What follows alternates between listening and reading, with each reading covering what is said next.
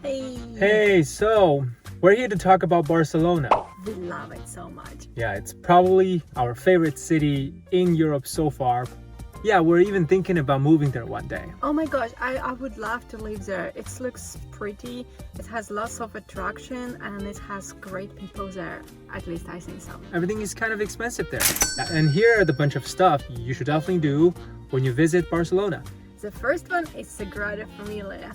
If you only have time to visit one attraction in the city, that would be it.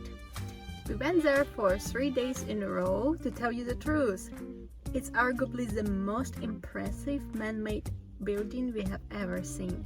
It's way bigger than you can imagine, and you can just sit there and watch it, watch people around, and enjoy it for hours. It is the largest unfinished Catholic church in the world. On March 19th, 1882, construction began under another architect.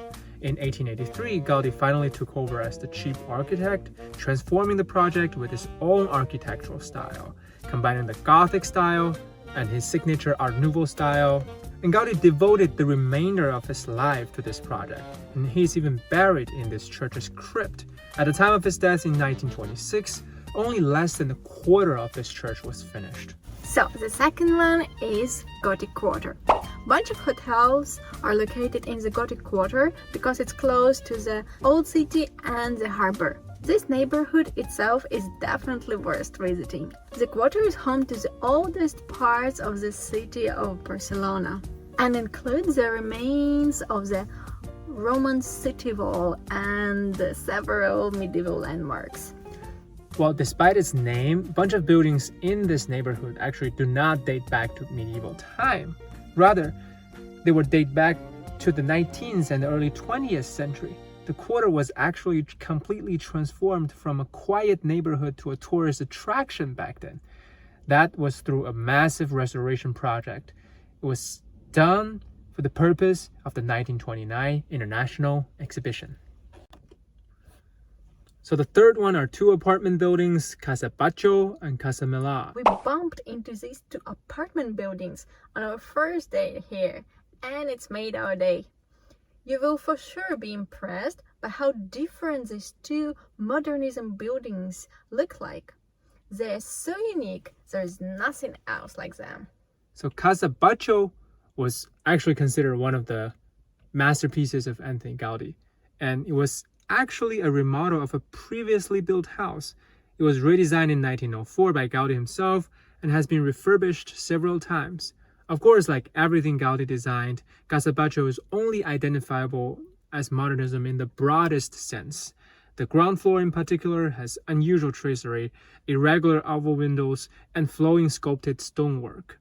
And Casa Milà, popularly known as the Stone Quarry, at the time when it was finished, it was super controversial. The local resident had a lot of problem with this building because of its stone facade and the twist wrought iron balconies. So the next one is two attractions, Arc de Triomphe and the city park called Parc de la Ciutadella. We walked to the park, trying to discover a more local side of the city. By the end of our second day there, we were so done with the tourists. But this park is definitely refreshing. With locals working out in groups, aerobics, yoga and bachata, you really get to take a look at the authentic life in one of the most visited cities in Spain. Because the park is actually the location of the local parliament, as the tensions took place in 2018 and 2019 regarding the Catalonian independence, it regularly leads to the police closure of the park to public access to prevent crowds forming near the official buildings. And by the way, the Arc is super interesting. It's actually one of a kind. It was a reddish brickwork in the neo-Mudéjar style. But this kind of Arc de Triomphe is everywhere in the world. You can see it in Paris, in London, even in New York. So the fifth is Port Vale, totally different from the other neighborhoods in the city. Modern, clean, nice beach and boardwalks. We discovered it by the end of our second day there, and I absolutely love it. Yeah, we'll even talk about moving there like one day maybe. Okay, so this neighborhood was actually reconstructed for the purpose of the Barcelona Olympic. It was built as part of the urban renewal program prior to the 1992 Olympics. Before this, it was a rundown area of empty warehouses, railroads, and factories. The sixth place is Superblocks. The Superblocks! So I actually read about Superblocks on some urban planning articles before. Total of 503 Superblocks are to be built in Barcelona, and 60% of the streets previously used by cars will be thereby be free for other uses. For example, the playground for kids and some restaurants and cafes, basically to help local business and to make it more pedestrian and cyclist friendly. So the next place is actually not in Barcelona, it's a city Girona, a day trip from Barcelona. And it's a nice surprise for us.